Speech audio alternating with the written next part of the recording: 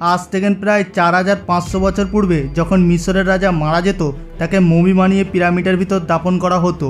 পিরামিডের ভিতর বিশেষ চেম্বার তৈরি করা হতো আর এই সব চেম্বারের ভিতরে রাজার সাথে তার ধনসম্পদ সাজিয়ে রাখা হতো। প্রাচীন মিশরীরা মনে করত মৃত্যুর পর এইসব ধনসম্পদ কাজে লাগবে, কিন্তু এত বৃহৎ পিরামিড নির্মাণ করতে তাদের অনেক সময়ও লাগতো। এক্সপার্ট আর গবেষকদের মধ্যে সময়ের সাথে সাথে পিরামিড নির্মাণ বন্ধ করে দেওয়া হয়, তাই রাজাদের দাফন করার জন্য লাইমস্টোনের তৈরি এই পাহাড়টিকে বাছাই করা হয়।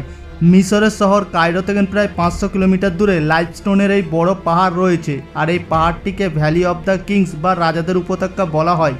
এই পাহাড়ে লুকিয়ে রয়েছে অজস্র রহস্য আর গুপ্তধন। মনে করা হয় প্রাচীন রাজারা মৃত্যুর পূর্বেই তাদের চেম্বার সোনার মৃত্যুর মুখোশ আর সোনার কফিন তৈরি করে রেখে দিত, যাতে রাজার মৃত্যুর পরই তার চেম্বারের ভিতর দাফন করে সঙ্গে সঙ্গে দরজা সিল করে দেয়া হতো। প্রায় 200 বছর ধরে সার্চ করার পর আর্কোলজিস্টরা এই ভ্যালি থেকে 65টি সমাধির সন্ধান পায়, কিন্তু বেশিরভাগ চেম্বারগুলি ছিল খালি। গবেষকদের মধ্যে যেহেতু লুণ্ঠনকারীরা জানতো কিংস ভ্যালিতে ধনসম্পদ লুকিয়ে রাখা আছে, তাই লুটেরারা মাঝে মধ্যেই এই ভ্যালি থেকে চেম্বার খুঁজে বের করে সব ধনসম্পদ লুটপাট করে নিত। এই সব চেম্বারগুলি থেকে ধনসম্পদের একটি টুকরো তারা ফেলে রাখতো না, কেবল পড়ে থাকতো রাজার মমি। একদিন কিংস ভ্যালি থেকে এমন এক গুপ্তধনের সন্ধান মেলে যা গোটা বিশ্বের প্রত্নতাত্ত্বিক আর এক্সপার্টদের অবাক করে দেয়। 1920 সালে ব্রিটিশ প্রত্নতত্ত্ববিদ হবার্ট কার্টার একদিন কিংস ভ্যালিতে খননের কাজ করছিল, কিন্তু হঠাৎ তার দৃষ্টি পড়ে সিঁড়ির মতন দেখতে একটি স্টেপের উপর। এই সিঁড়ির স্টেপটি পাহাড়ের ভিতর দিকে যাচ্ছিল, যা দেখে হবার্ট কার্টারের কৌতূহল বেড়ে যায়। সে জানতে চায় এই সিঁড়ির স্টেপটি কোন রহস্যের দিকে ইঙ্গিত করতে চলেছে, তাই সে ওই স্থানে খননের কাজ চালু করে দেয়। এসকে ফ্যাশন টিম যতই খনন কাজ চালাচ্ছে ততই পাহাড়ের ভিতর দিকে সিঁড়ির স্টেপ ডিসকভার হচ্ছে। তাদের আর বুঝতে বাকি নেই এই সিঁড়িটি নিঃসন্দেহে কোনো গোপন রহস্য উন্মোচন করতে চলেছে। কয়েক ফুট খনন করার পর তারা যা দৃশ্য দেখতে পায় সবাই হতভম্ব হয়ে যায়, কারণ কিংস ভ্যালির মাঝে আরও একটি সমাধিস্থল সন্ধান পাওয়া যায়। এটি এমন একটি সমাধি ছিল যার প্রবেশদ্বারকে প্রায় 3000 বছর পূর্বে বন্ধ করা হয়েছিল। অর্থাৎ হবার্ট কার্টার এমন একটি চেম্বারের মধ্যে প্রবেশ করতে চলেছে যা 3000 বছর ধরে গোটা বিশ্বের কাছে অজানা ছিল। প্রবেশদ্বারের পাথরগুলিকে সরিয়ে যখন হবার্ট কার্টার চেম্বারের ভিতরে প্রবেশ করে, তিনি যা দেখেন রীতিমতন চমকে ওঠেন। এই চেম্বারটির মধ্যে বহু মূল্যবান পাথর, সোনার অলংকার, নামি দামি রত্ন দিয়ে সাজিয়ে রাখা আছে। এটি এমন একটি দৃশ্য ছিল যা পূর্বে কখনো দেখা যায়নি। এই চেম্বারটির মধ্যে সব কিছু সোনার তৈরি ছিল, যার মধ্যে ছিল জুয়েলারি, স্ট্যাচু, বোট, নানা ডিজাইনের অলংকার। রাজার সিংহাসন সবই ছিল সোনার। টুম্বের মধ্যে আরও একটি চেম্বার ছিল যার মধ্যে সোনার কফিনের ভিতর একটি মমি রাখা রয়েছে, যাকে সুন্দরভাবে প্রেজার্ভ করে রাখা রয়েছে।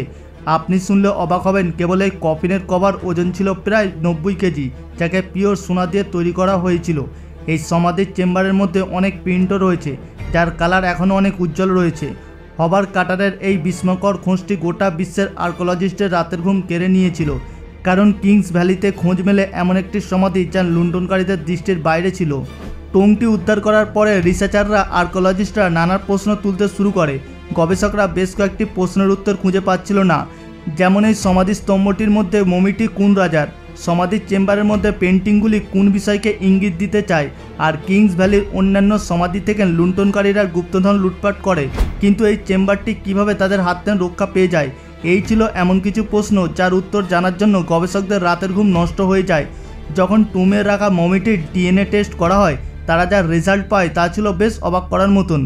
মমিটির ডিএনএ টেস্ট করে জানা যায় এই রাজাটির বয়স ছিল মাত্র 18 বছর।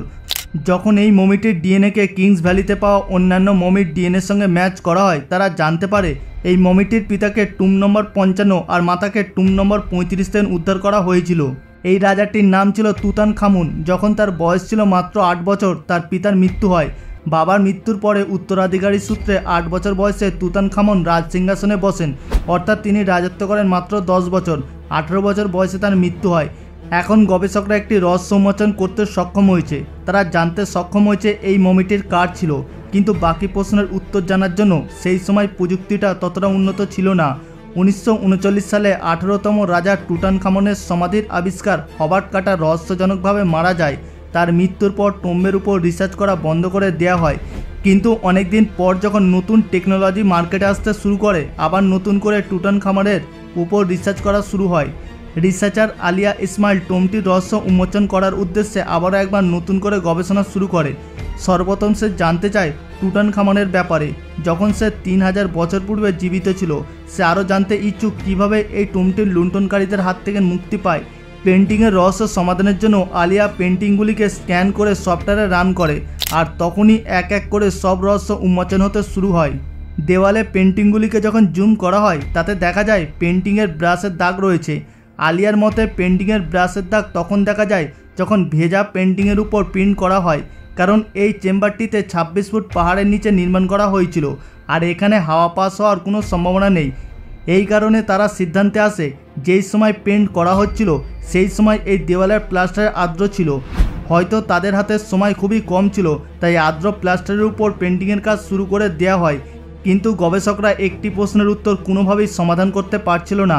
তা হলো কী এমন কারণ ছিল চেম্বারকে এত সুন্দরভাবে সোনা দিয়ে সাজানোর পরও, এত পরিশ্রম করে পাহাড়টিকে কেটে চেম্বার বানানোর পরও কেন তারা পেন্টিংয়ের জন্য দেওয়ালটি শুকনো পর্যন্ত অপেক্ষা করতে পারলো না? কেন তাদের হাতে সময় খুবই কম ছিল? এই প্রশ্নটির উত্তর জানার জন্য আবারও একবার মমিটির ডিএনএ টেস্ট করা হয়, কিন্তু এবারে যে রহস্যটি উন্মোচন করতে পারে তা ছিল বেশ আশ্চর্যজনক। লেটেস্ট ডিএনএ রিপোর্ট অনুযায়ী যখন কিং টুটানখামন মারা যায় তার বয়স ছিল 18 বছর ঠিকই, কিন্তু সে একসাথে অনেকগুলি রোগে আক্রান্ত ছিল। তার বাম পা ঠিকভাবে কাজ করতো না, তার মেরুদণ্ড বাঁকা ছিল, আর সে বহুবার ম্যালেরিয়া রোগের শিকার হয়েছিল। ডাক্তারদের মধ্যে তার মৃত্যুর সম্ভাবনা ম্যালেরিয়ার কারণে হয়েছিল, আর এই কারণে তাদের হাতে টোনটি তৈরি করার জন্য বেশি সময় ছিল না। লেটেস্ট ডিএনএ রিপোর্ট অনুযায়ী টুটানখামনের বাবা মা ছিল কাসিম। তখনকার বেশিরভাগ ব্যক্তিবর্গ রক্তের বিশুদ্ধতা রক্ষার জন্য নিকটবর্তী আত্মীয়দের মধ্যে বিবাহ করত। এরকম নিকটতম আত্মীয়দের মধ্যে বিবাহ বন্ধনে লিপ্ত হলে জিনগত অসুখ হওয়ার সম্ভাবনা থাকে প্রবল। এবার আসা যাক তৃতীয় নম্বর প্রশ্নের, টুটানখামনের সমাধি কেন লুণ্ঠনকারীরা খুঁজে পায়নি? যখন 1920 সালে হবার কাটা টুটানখামনের সমাধির সন্ধান করে তখন প্রবেশদ্বারে অনেকগুলি পাথর ছিল। অন্যান্য সমাধির স্থানে প্রবেশদ্বারে পাথরের টুকরো ছিল না, তাই লুণ্ঠনকারীরা বাকি সমাধিগুলিকে সহজেই খুঁজে বের করতে পারে আর ধনসম্পদ লুটপাট করে। এই রহস্যটিকে উন্মোচন করার জন্য ড্রোনের সাহায্যে জায়গাটিকে অ্যানালাইজ করা হয়। যখন আলিয়া ইসমাইল আর তার টিম ড্রোনের সাহায্যে ফুটেজ ক্যাপচার করে, তারা লক্ষ্য করে জল যাওয়ার জন্য সমাধির সামনে একটি জায়গা রয়েছে। তারা অনেক রিসার্চ করে সিদ্ধান্তে আসে একসময় এই জায়গাটি দিয়ে জল আসতো। গবেষকদের মতে কোনো এক সময় ভূমিকম্পের কারণে পাহাড়ের পাথর ভেঙে জল যাওয়ার রাস্তা তৈরি হয়।